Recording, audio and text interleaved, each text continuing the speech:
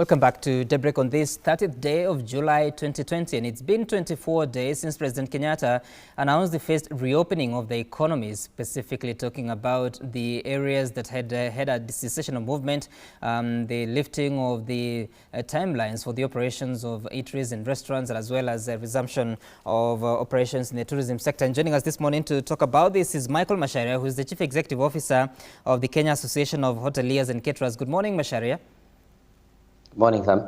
Right, and let's begin by talking about the lifting of the secessional movement and, of course, the first reopening that was announced by the president on the 6th of July. Have you had a rebound or rebounds in the businesses that you operate? Sam, it's a bit early to call it a rebound, even though we've seen a bit of movement within the domestic circuit. You will recall that the flights just opened up on the 15th, even after we had reopened on the 7th. We saw a lot of people actually traveling by road to places like Watamu, going out to Kisumu, going out to the Northern Circuit. But when the flight started taking off on the 15th, then we saw a bit more activity. Now we are seeing a lot of people going to Masai Mara in the middle of the migration. We are seeing a lot of people going to Samburu, Meru, and the Chaba area.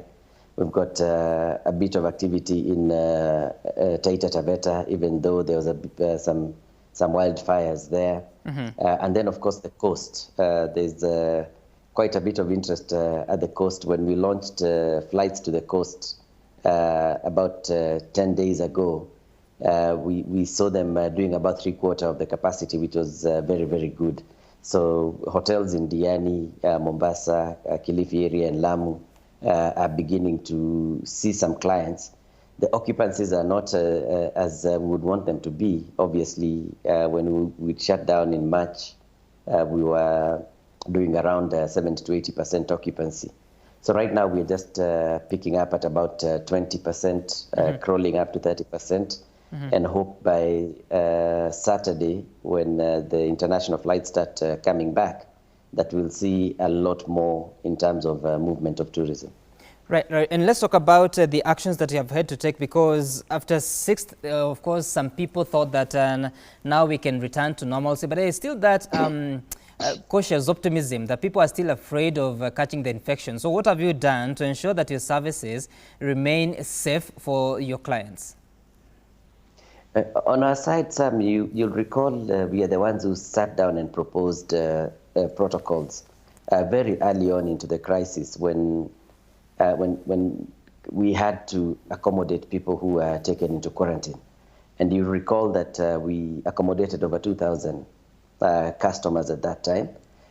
Some tested positive in the course of time, but there was no cross-infection between ourselves and in terms of our staff and the customers that we had. And at that time, we didn't have very strict protocols. We only did quick training with the Ministry of Health and the Kenya Healthcare Federation. Now, after that, then we sat down with the Ministry of Health and the Ministry of Tourism, and we put together standard operating procedures, which we thought had captured everything. But then our CS Tourism came in and told us, look, this is good for hotels, but we need to do it for the entire industry. Right. And he gave us a 7-day deadline to come up with protocols. And we actually burnt the midnight oil across the many sectors in the industry, including airlines. And we put out a protocol that is accepted by UN, WTO, the World Health Organization, and the World Travel and Tourism Council, WTTC. So we are confident that our places are safe. You can never, of course, achieve 100% safety, but what we've done, we are confident is enough to have people feel that they are safe, because they arrive through a safe airport or through safe vehicles. They stay in safe hotels. We've done the same for national parks, and we've done the same for airlines. So we do feel that we have this virtual safety zone that we can keep customers and they should not have any reason to worry. And Macharia, maybe you can tell us some of the measures that you've had to take to ensure this safety, especially in the physical spaces that you have at your places of business. If you take a typical hotel restaurant, for example, you'll find that at the moment, a restaurant that would seat 100 people, the capacity has been reduced to about 30 or even 40. And that is because we've taken the social distancing criteria very seriously. The places, you'd have a table that would probably seat 5 or 6 people.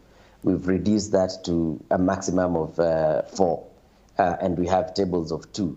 So generally the spaces that we're using, and the lucky thing is that most of our hotels and restaurants have outside patio gardens, because obviously we operate under very good weather conditions. So we are able to put people and space them out in semi-enclosed spaces. In certain areas, we're using gardens. When you go to the hotel rooms themselves, every time a client comes in, you have to strip everything, including the duvet. You recall before we just changed bed sheets, pillowcases, and towels, and so on.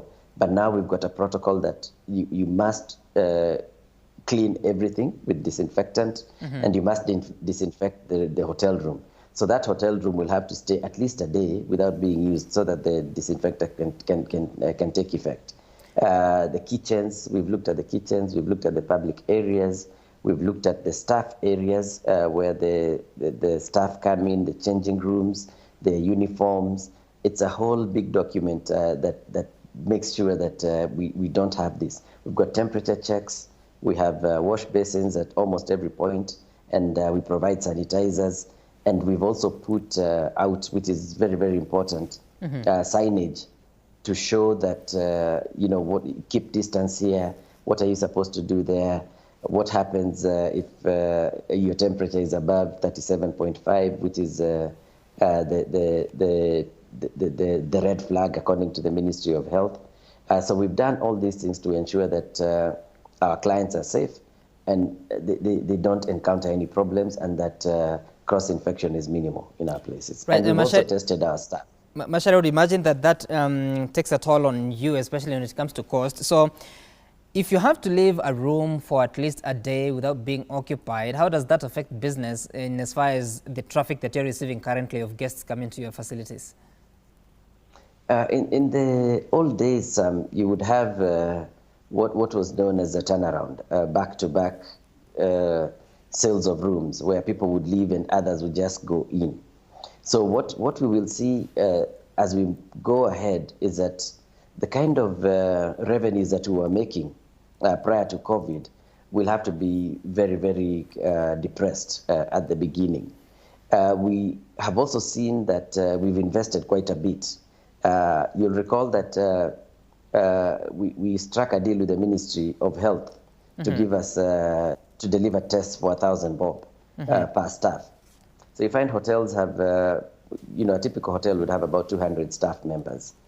So you're talking already of an investment just in the test alone of 200,000, without taking into consideration everything else that you do. You have to invest in new wash basins. You have to invest in new disinfectants. You have to invest in these turnaround strategies. You also need protective equipment like hand gloves, face masks, face shields, and so on. So we found that a typical hotel put in a lot more investment, but the return will not be very quick.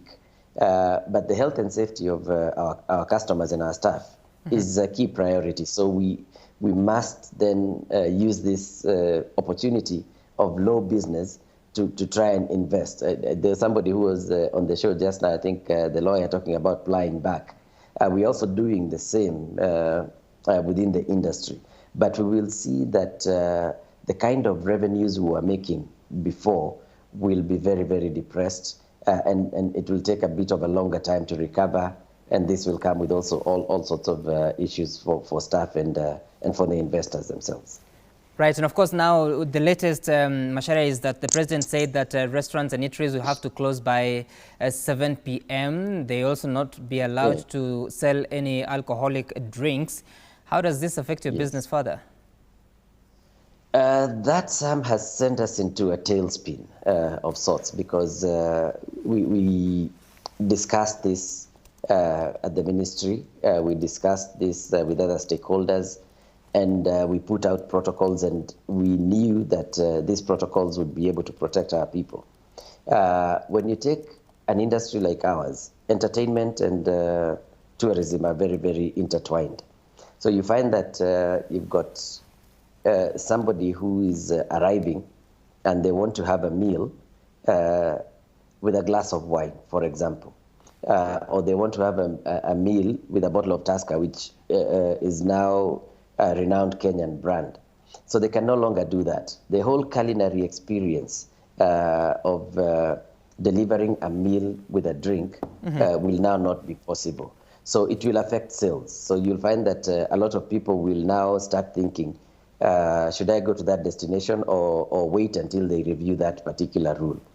In terms of the restaurants themselves, they will end up shutting down, and people will lose jobs and investments will be lost.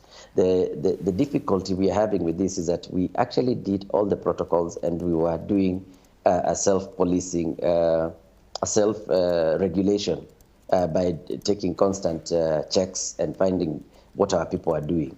However, there were some 2 or 3 places that were highlighted in the media, and this, I think, is what created the problem, that there could be areas that will spread coronavirus, and that is well understood. But we thought that that decision, having been taken the way it was taken, would have needed a bit more of consultation to just check whether we are doing the right thing or whether we are doing the wrong thing.